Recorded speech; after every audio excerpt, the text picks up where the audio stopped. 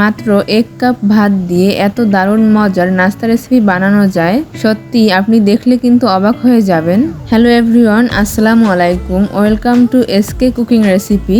আজ আমি আপনাদের সাথে শেয়ার করব 1 কাপ ভাত দিয়ে মজাদার নাস্তা রেসিপি।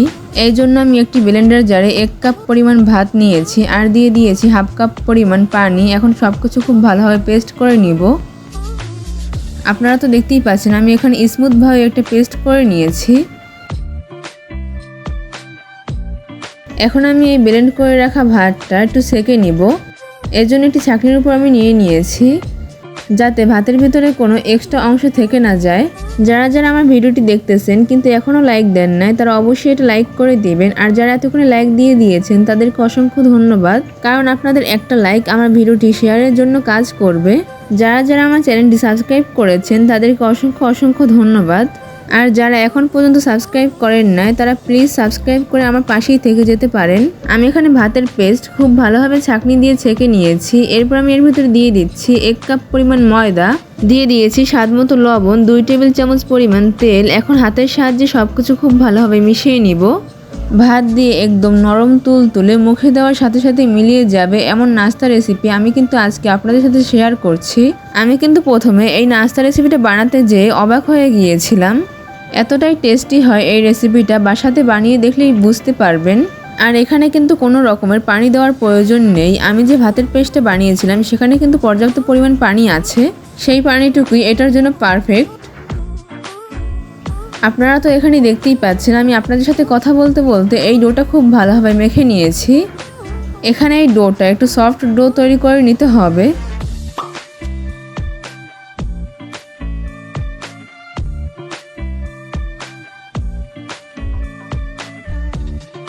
এখন আমি এই ডোটাকে 10 মিনিটের জন্য রেস্টে রেখে দিব। আর অবশ্যই এটা রেস্টে রাখার সময় ঢাকনা দিয়ে রাখতে হবে। আমি এখন ঢাকনা দিয়ে প্রায় 10 মিনিটের জন্য রেস্টে রেখে দিচ্ছি। আমি এখানে প্রায় 10 মিনিট পর ঢাকনাটা উঠিয়ে নিয়েছি। এই ডোটা কিন্তু আগের থেকে অনেকটাই নরম হয়ে আসবে। এবার আমি এই ডো থেকে ছোট ছোট আকারে লেচি কেটে নিব। এই রেসিপিটা কিন্তু যে কোনো সবজি বা ভর্তা বা মাংসের সাথে অনেক বেশি মজা লাগে খেতে। আমি এখন এটাকে বোর্ডের উপর নিয়ে নিয়েছি। তারপর আমি এখান থেকে লেচি কেটে নিব ছোট ছোট করে।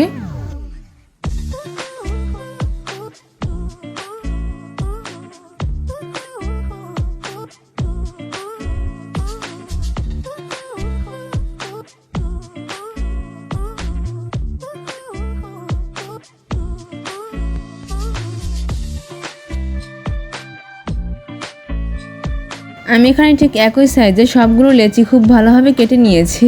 এবার আমি লেচিগুলো থেকে একটি লেচি নিয়ে গোল করে নিচ্ছি। এখন ঠিক একই রকম করে সবগুলো লেচি গোল করে নিতে হবে।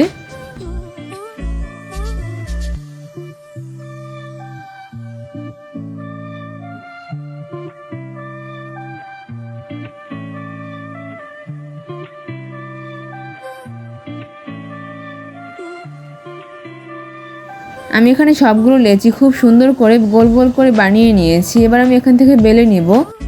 এই জন্য লেচির উপরে আমি হালকা ময়দা ছিটিয়ে দিয়েছি। তারপর বেলুনের সাহায্যে বেলে নিচ্ছি। এখানে ছোট ছোট করে রুটি বেলে নিতে হবে।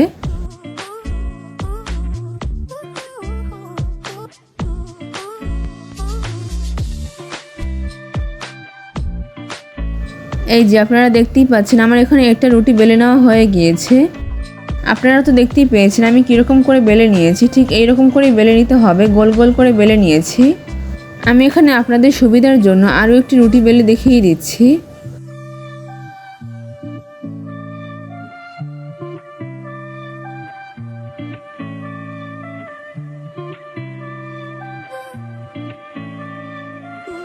সবগুলো রুটি ঠিক এইরকম করে ছোট ছোট করে বেলে নিতে হবে।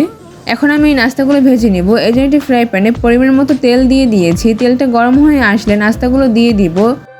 এখানে আমি একটা একটা করে নাস্তা দিয়ে ভেজে নেব। আপনারা তো এখানে দেখতেই পাচ্ছেন মাশাআল্লাহ কতটা সুন্দর করে ফুলে উঠছে। আপনারা যদি আমার এই রেসিপিটির A to Z একদম ফলো করে রেসিপিটি বানান, তাহলে আপনাদের রেসিপিও একদম এরকম পারফেক্টভাবে ফুলকো ফুলকো হবে। আর এই নাস্তাগুলো ভাজার সময় চুলার জাল একদম লো মিডিয়াম হিটে রাখতে হবে। হাই হিটে রাখলে কিন্তু উপর থেকে কালার চলে আসবে, তাহলে কিন্তু উপর থেকে একদম ব্রাউন কালার চলে আসবে, তাহলে দেখতেও ভালো লাগবে না আর খেতেও অতটা মজার হবে না। আপনারা তো দেখতেই পাচ্ছেন সবগুলো নাস্তা কতটা বেশি ফুলকো ফুলকো হচ্ছে। আমি আপনাদের কথা দিচ্ছি, আপনারা যদি আমার এই রেসিপিটি একদম A to Z ফলো করে রেসিপিটি বানান তাহলে আপনাদের রেসিপি এরকম পারফেক্ট ফুলকো ফুলকো হবে। আপনাদের কাছে কেমন লেগেছে আমার আজকের এই এত সহজ নাস্তা রেসিপিটা অবশ্যই আমাকে কমেন্ট করে জানাবেন। যারা এতক্ষণ আমার ভিডিওটির সাথেই ছিলেন তাদেরকে অসংখ্য ধন্যবাদ। আপনারা তো দেখতেই পাচ্ছেন আমার এখানে সবগুলো নাস্তাই কিন্তু অনেক বেশি ফুলকো ফুলকো হয়েছে আর খেতেও কিন্তু অসম্ভব মজার ছিল এই নাস্তাগুলো। এই রেসিপিটা আপনারা চাইলে সকালের নাস্তায় অথবা বিকেলের চায়ের আড্ডার সাথে অথবা বাচ্চাদের টিফিনেও রাখতে পারেন। বাচ্চারা কিন্তু এই নাস্তাগুলো খেতে অনেক বেশি পছন্দ করবে। সেমভাবে আমি সবগুলো নাস্তা ভেজে নিচ্ছি।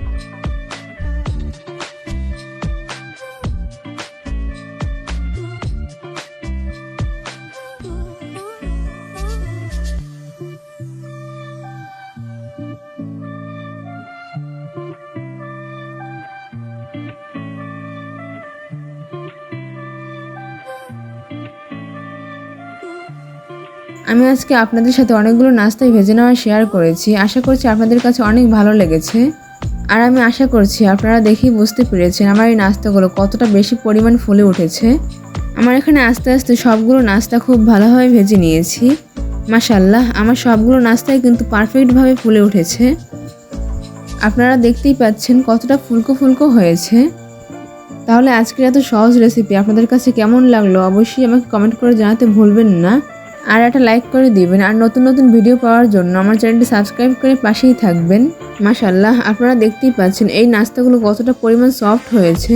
তাহলে আজকের মতো এখানেই বিদায় নিচ্ছি। সবাই ভালো থাকবেন, সুস্থ থাকবেন ও আমার জন্য দোয়া করবেন। আল্লাহ হাফেজ।